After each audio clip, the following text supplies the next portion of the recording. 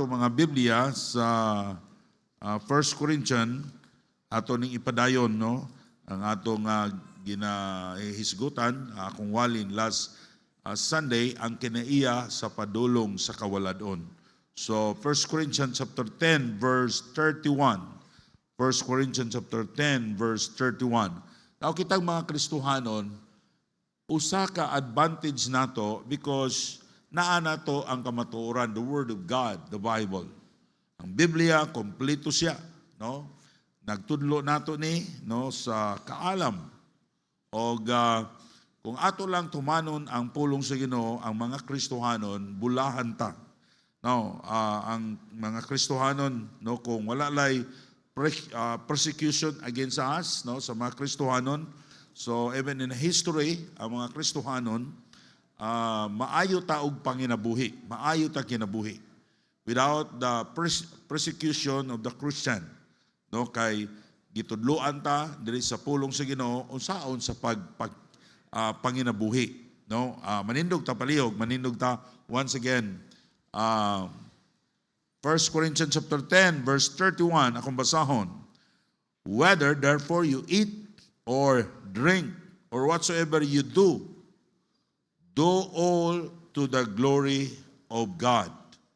The Bible says, unsay imong buhaton, do it for the glory of God. Let's pray. Our Heavenly Father, we thank you so much to God sa imong gihatag namong kadaugan sa serbisyo ganina. Salamat Lord sa mga kalag na naluwas. Salamat sa mga speakers, Pastor Giovanni Olita. Salamat Lord, itakna sa kaudtuhon, kahaponon, nga ikaw nagabalik sa imong mga kaanakan. Salamat sa ilang kasing-kasing Ginoo. Adunay sila'y kasibot, gugma sa pagpaminaw sa imong pulong. Lord, I pray that you will use me this afternoon, O God, sa pagpasabot sa imong pulong. Lord, wala ko'y mahimo kung wala ka. Tanan akong gipangayo. In Jesus' name I pray. Amen. Daghang salamat. So, kita mga Kristohanon, no? Usmuna ako, dili unta ta ngayon nga makalisod-lisod sa atong panginabuhi. Kaya naay Biblia mag-guide nato. Now, ang Biblia nagtudlo nato nga mag-honest ta. Amen? No, nga kung magtrabaho ta, magtarong tag trabaho. Now, ang kinaiya nga padulong sa kawaladon, doon ay kinaiya sa tao, nga atong makita, nga kini nga tao, padulong gid sa kawaladon. Ako nag-iingon ninyo, no, young people, so, bisag unsa ka pa ka-bright, kung kini nga mga kinaiya na animo, maglisod yun ang imong panginabuhi. Maybe your parents is daghan silang kabtangan, pero mabot yung panahon, mabaligya ni mo na tanan. So, importante kayo sa kabatanon na sa Christian, no, mahimutang blessing sa uban. I will tell you again and again, gusto na ko isulti ninyo, you cannot be a blessing to others if you are not blessed by God. Kung magsigi ka lag pamaylo sa imong silingan, sa imong mga minahal sa kinabuhi, ayaw gyud pagunahuna nga mahimo kang blessing nila. No, labi na di ka kabayad. Nauna niini nga kinaiya nga naani mo nga padulong ka sa kawaladon, no?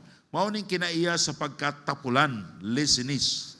Now ato nang gibasa dinhi, sa atong gibasa sa 1 Corinthians chapter 10 verse 31, whether therefore you eat or drink or whatsoever you do, kung sa imong gibuhat, do all for the glory of God. So kung panday ka, kung unsa imong gihimo, himuan na siya para sa kahimayaan sa Dios. Kung naninda ka, unsa ba imong trabaho, pintor ka, seaman ka, himuan ni siya for the glory of God. Ayaw lang pagtrabaho tungod kay amo trabaho ta kay gisweldohan ta. No. Do it more than that. Ayaw ha pagtrabaho nganuman anak ka sa Ginoo para sa kahimayaan sa ngalan sa Ginoo, para mabayaw ang ngalan sa Ginoo sa imong kinabuhi. Amen. Kung karon Kristohanon ka, unya member ka ning nga church, nagtrabaho ka, tapulan ka, unsa may mingon ang mga ingon ng imong amo, ana, ayaw mo tuwa ng baptist. Sabi to ko trabahante nga baptist, tikasan kayo, tapulan, pagyo kayo. Ay sige ka gusto inkrisan og sweldo. Kaya na ka, di kay ko inkrisan, daghang kay kagwan. Usaon nimo mahimo kang blessing. Dili, madayig ang ngalan sa Ginoo sa imong kinabuhi. But if you work, ayaw pagtanaw kung kinsay imong pila imong sweldo, gibutang ka sa Ginoo dinha, ang Ginoo mag-bless nimo, ang Ginoo mag-promote nimo. Do it work for the glory of God. Amen? Nga ang ngalan sa Diyos, mabayaw siya, mapataas siya sa imong kinabuhi, pinaagi sa imong trabaho. Paingon sila, katog yung baptist dito, nga pintor, grabe, guwapuwag yung kayo, dali pag yung kayo mahuman. Namutuog yung ko ka kanang baptist, kanang ilang Biblia tinuod na. Amen? Unaming siya, grabe to mo soul winning, pero bahala to. Pag mulakaw ko, wala na. Uli na po dahil sila ha. Dili mahimaya ang ngalan sa Ginoo. Now, young people, especially sa mga batanon, gusto sa Diyos kung unsay imong himuon, himuan ni siya para mabayaw ang ngalan sa Ginoo sa imong kinabuhi. Amen? And God, He will bless you. He will promote you. Iyang panalanginan ang imong kinabuhi. So, there is Ecclesiastes chapter 10, verse 18. By much slothful, the building decayeth, and through idleness of the hands, the house droppeth through. Kaning atong pagkatapulan, no? Makakuani siya? Makaguba ni ubalay. Ang atong pagkatapulan, mauni hinungdan nga dili nato ayuhon ang pagtrabaho. No? Another verse, wala ni di nako gihatag nila, siguro nalilito sila. Because I give some verses this afternoon, wala nako gihatag sa screen. Ecclesiastes chapter 9 verse 10. Ecclesiastes chapter 9 verse number 10. Another verse, atong basahon. Whosoever thy hand findeth to do, do it with thy might. For there is no work, nor device, nor knowledge, nor wisdom in the grave, whither thou goest. Kung unsa ko na imong buhaton, buhatan na siya sa tibuok nimong kusog. Kay ini kamatay na nato, waadi na tamo trabaho. Amen? Kung manilig ka, be sure nga giayon nimo panilig. Kung nagluto ka, be sure dughimoa tanan nimo nga mahimo nga pinakamaayo ka muluto. Dili ama, sa lang gipatuyo kong luto, ako di paguron para di na ko suguon. Kunya, na may Ginoo. Na may pulong sa Ginoo. If you want that your life mahimong blessing sa uban, if you want that God will bless you, maayo ang imong kinabuhi, dili ka lisod og panginabuhi, do it with all thy might every time na mubuhat ka. Kanang mag-un-un lang ka diha, no? Ang uban, bisag unsa og sulti, unsa og pag-un-un, tudluan na, di gyud mo tunong. Sabi ko, kung mag-un-un mo ha, ang isda, butangan ninyo daan og asin, para ang isda mo sunop ang asin. Ang uban, dili gyud ay. Bundakan na nag-asin ang suka. Why sukod-sukod sa suka. Dili gina matarong, pero maigsoon ko sa Ginoo, ug usbo nato ang atong kinaiya. Manglabata, maglungag ta, mamintal ka, mag-drive ka. Ang gingon sa Ginoo, do it with all thy might. Amen? Ang tapulan, buwan na sa'y pag-una-una. Yan siya, bahala na mo diya. Pero ang kugihan, kalipay sa Ginoo. Ang kugihan, mo reward ang Ginoo. Now, maybe, naaka sa kalisod karon sa panginabuhi. Just ask yourself, gusto sa Ginoo nga usabon nimo ang dagan sa imong kinabuhi. Young people, ayaw pagunahuna nga ang kinabuhi, kung taas kag IQ, hayahay ka. Character is better than IQ. Okay? Your character, mas maayo na siya kaysa imong kagwapa o kagwapo. Kay kanang kagwapo, mulubad na. Ang kagwapa, ay, sila karon Coca-Cola body. After how many years, Coca-Cola lang yapon. Pero in can. Wanay curve. And then after many years, Coca-Cola body lang yun in can, pero expired na. Burot na. Yung burot ng kilid. Kaya maura na imong giapas. Perteng tapula na. Mabuhi mo na. Now, pakaulaw lang mo yung people. Kung Kristohanon mo, tapulan mo. Kung naa mo sa inyong balay, ayaw mo sige cellphone, tabang mo sa inyong mama o papa. Maanad mo ana, ingon ana na gina inyong kinabuhi. Unya ra man ko mo trabaho, maminyo ko. Oy, that's your character. If you want to change your character, force yourself to work. Change again and again, and your character will be changed. Ang imong kinaiya mao na nagdiktar og aha ka padulong ang imong kinabuhi. So, di man inyo work for the glory of God. Kung mamintal mo, mamanday mo, unaunaan ninyo, gusto ko mahimaya ang ngalan sa Ginoo. Na makita nila ang Diyos sa akong kinabuhi. I am a child of God. Ako ning buhaton sa tibuok na akong kasing-kasing kay mao ni gisulti sa pulong sa Ginoo. Amen? Okay, now, ikaduha, pagkamahilig sa kalingawan. Ako na nang-explain, review na lang ni. Wala may kumo na mag-travel ka. Walay kumo na, kamong mga negosyante nga naikwarta yung pastor. Dili lang ko masuro kay si pastor magsigwali, okay na lang na mo'y kwarta.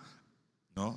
Ako ganing, encourage man ganing ko sa akong family nga every year na may outing because we can talk, I can share them the Word of God. No? Na ako'y mga outline kung maglakaw mi, maraming mag-seminar kay para dili sayang sa akong istoryahan na makatabang nila kung wala na ko.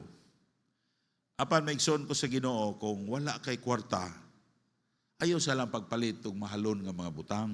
Amen? Kay kaang tao nga, in Proverbs 21 verse 17, he that loveth pleasure shall be a poor man. He that loveth wine and oil shall not be rich.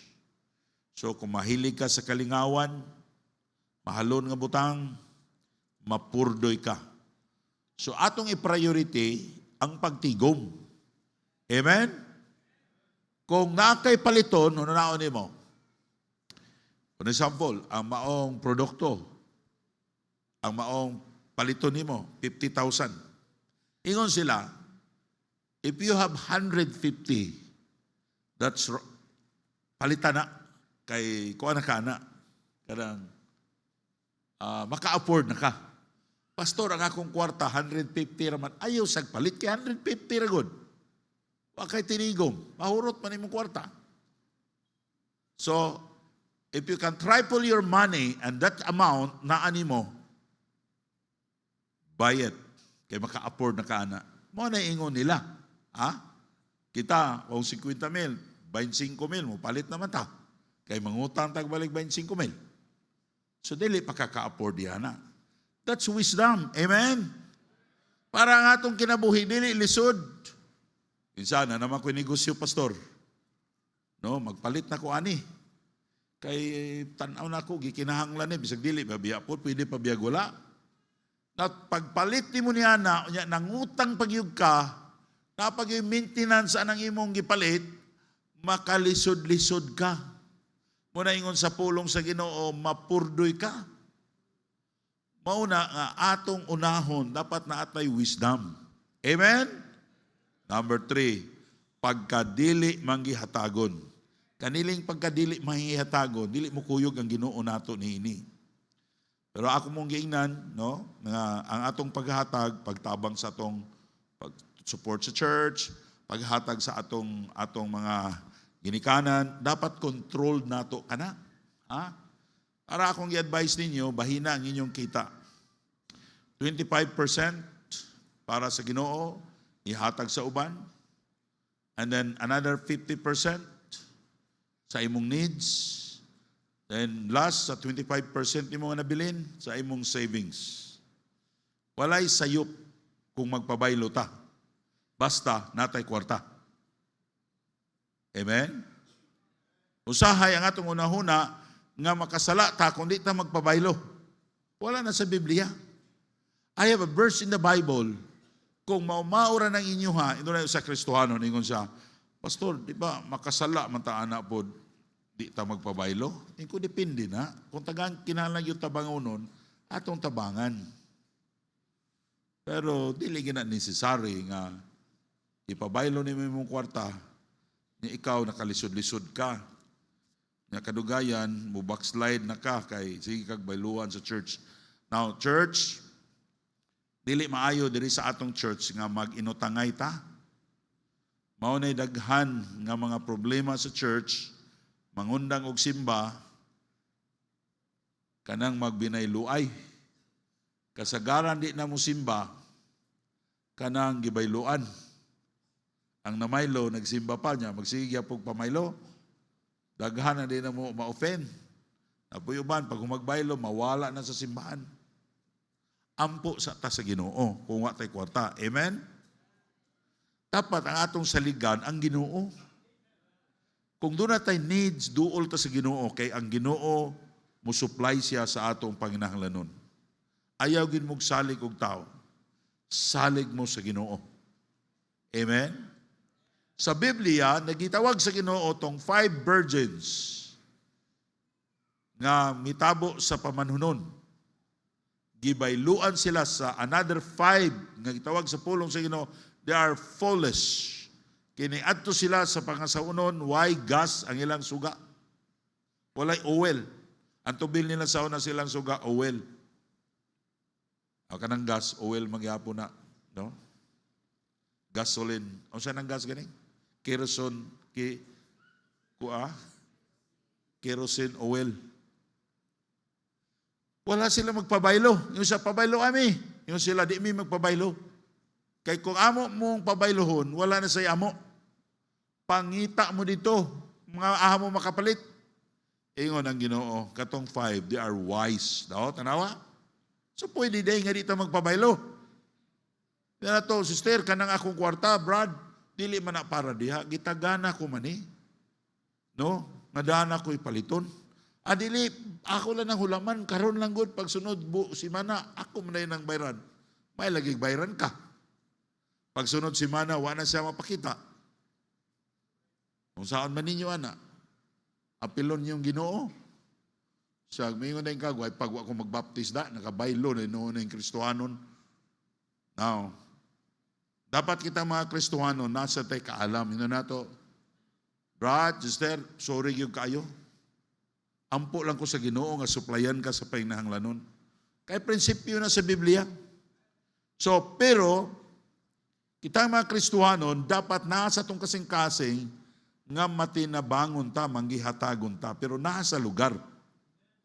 Dapat maghatag ka sa imong tithes, sa imong offering, sa misyon. O nakay, sa akong ginatudlo ninyo, no? For example, you have 20% o 25% nga imong gihatag, gigahin. Nakay 10% para sa tithes, nakay 5% sa faith promise offering, na kay 10% na bilin. Sakto ba? O na magpatabang nimo, diyan nimo nakuhaan. Elisod man po, dog na kay silingan. Namatay, di ka kalimos. Para ni Brother Joel, dapat mo tabang taglimos. Amen? Igsuon ko ta diya sa Ginoo. Wala ba nang ulikta ninyo? Ay pa nagkuha tag offering, no? Unsa, magkuha tag offering, unya? Karong wibis.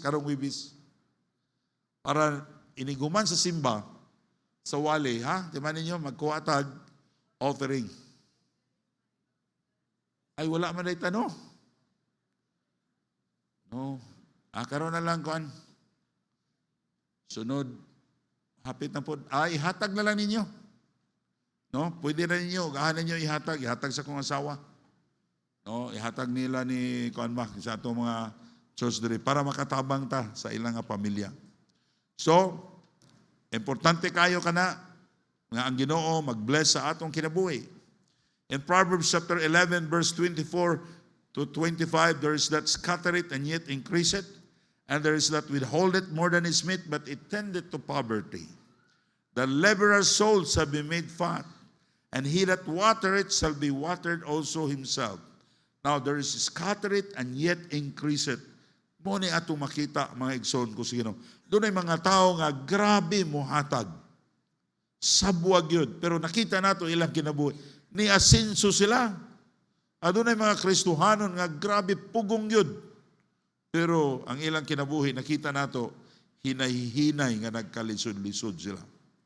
Ang dili muhatag, maunay makapobre ka, Ginoo di mukuyog nato. Ang Kristohanon nga dili matinabangon sa buluhaton sa Dios, dili gina siya panalanginan sa Ginoo. So maigsoon ko sa Ginoo, ako na ning gisulti ninyo, sige. No? Ato nakita ang gahom sa Dios even in our church. Daghang mga tao diri, grabe ang sakripisyo nila. They gave more than 30% sa ilang income para sa buluhaton sa Ginoo. Pero atong nakita, unsa sila gipanalanginan sa Ginoo. Ang mga saad sa Dios, iya sa iyang pulong may tungod sa paghatag. Yan sa in Proverbs chapter 3 verse 9, honor the Lord with thy substance and with thy first fruit of all thine increase. Kanang atong paghatag, ato nang gitahod ang Ginoo. Atong giila nga ang Ginoo mo'y naghatag nato nini. So shall thy barns be filled with plenty, and thy praises shall burst out with new wine. Imong gi-honor ang Diyos sa imong mga kabtangan, nga siya mo'y tag-iya, siya naghatag niini, sa diha nga mo hatag ka, diha sa buluhaton sa Ginoo. Nagsaad siya na ikaw mo increase, kung imo siyang tahuron diha sa pag-atag. That's the promise of God. In 2 Corinthians chapter 9 verse 6, but this I say, he which soweth sparingly shall reap also sparingly, and he which soweth bountifully shall reap also bountifully. Ang Diyos nagsaad siya, kung daghan ka gihatag, mas daghan ang imong madawat. Nagsaad siya nga dili nimo siya malupigan og hatag. You cannot outgive God. Now mga Kristohanon, the reason why dili ta gusto ka mo hatag, because sa atong unahuna, we are poor. Pobre ko, pastor. Lisod ko. Ayaw hatag kay sobra. Hatag because God's required you to give. Right? Mao nang dili mausab ang dagan sa atong kinabuhi. Hello mga Kristohanon? Mauna nga dili mausab ang atong kinabuhi diha sa kalisdanan. Usba na siya. Unaha ang Ginoo. Tanawan ninyo. Observe. Ewan ang Ginoo. Sulay ko ninyo. God is challenging us. He said, prove me now. Sabutan na, sulay ko. Probahi. Di ba? Makita nimo unsag yun katinuod ang pulong sa Ginoo. In Luke 6:38, give and it shall be given unto you. Good measure, pressed down and shaken together and running over shall men give into your bosom. For with the same measure that you meet, with all it shall be measured to you again.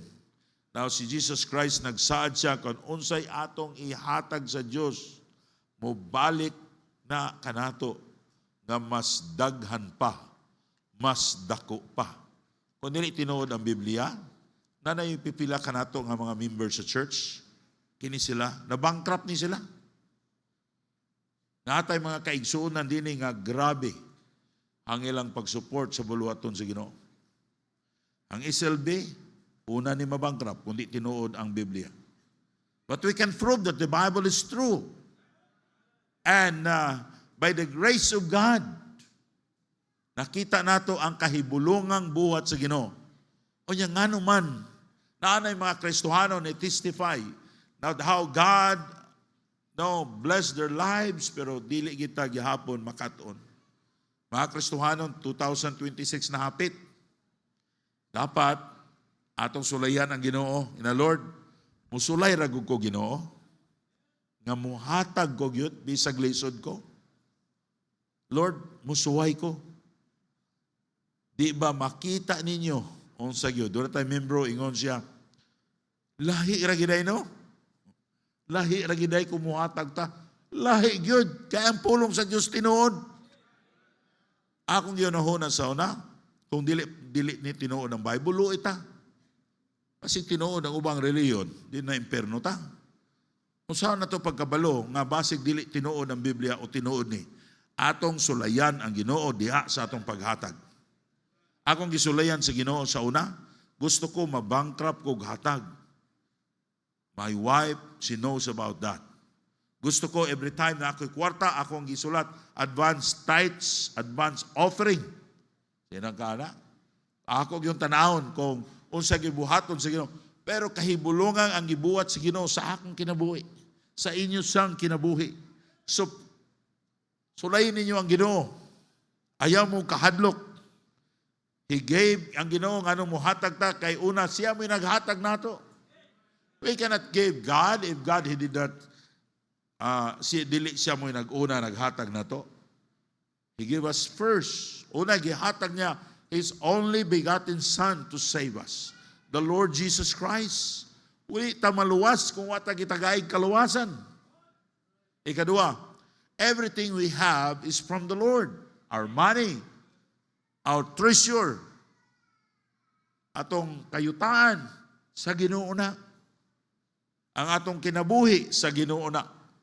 Nataw tanining kalibutan na nga wa gyud tay dala. Kinsa man ninyo'y nanganak nga ang inyong anak nagdalag piso. Why piso? Manaingon sila nga ang sinultihan sa tibuok kalibutan sa langit. No, ang sinultihan sa langit Pilipino.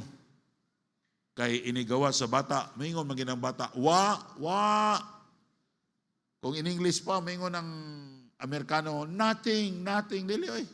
Pag ininsik something, sa may ininsik sa akon. Wala. Wa gyapon. Wa gyud tay dala. Unya karon gitagaan na tas Ginoo, ingon natog aho man ni. Aho ning kwarta oy, ako ni. Dili na imo sa Ginoo na.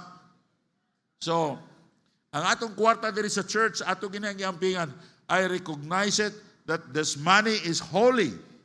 Every time you give your offering, may akong instruction, ayuhan nyo ihap niya, tanawan nyo na nag-ihap niya, kay basig wag na CCTV na, basig simba ko. No?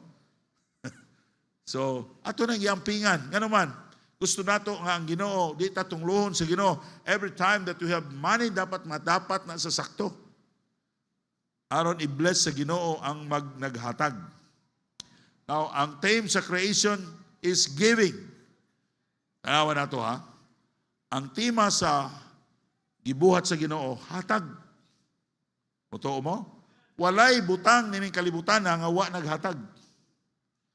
Kani, unsa man ni? Naghatag ni sa serbisyo. Suga, naghatag og serbisyo.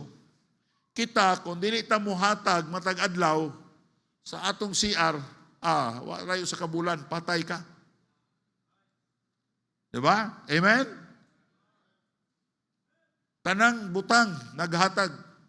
Now, the creation of the world are clearly seen, being understood by the things that are made. Ingon sa Romans chapter 1, verse 20. For invisible things, Him from the creation of the world, are clearly seen. Klaro gan makita na to. Being understood by the things that are made, even His eternal power and Godhead, so that they are without excuse. Now, the creation taught us that giving is very important. Ang kahoy nga di na mamunga, hapit na mamatay. Ang hayop nga di na mamunga, o di na manganak, wa na, ibaligya na. Ang manok ni Rindel, pag di na mangitlog, ang tawag na, apelido nila ni Jima, Kal. Putla nag-ulo. Wa na, delikado na. Muna kita, dapat mangalagad ta sa Ginoo. Kay mo na'y kalipay sa Ginoo. Kung ang tao sige lagdawat, dili mo hatag sa yuta, sigag kaon, patay ka. Di ka mo ato sa CR, tanang butang ato makita. Muhatag, the principle of God's creation. Give in order to live. Kung ang hayop o tanom, undang na o hatag o bunga, it means the death is near. Now, daotan na atubangan sa Diyos kung dili ta muhatag balos kaniya. Ang Diyos, daghan siya kaayog gihatag nato. Kaluwasan, kabtangan nato atong family, atong kinabuhi sa Ginoo ni. No, si example nato sa 1 Samuel 25 verse 1 to 38. Si Nabal,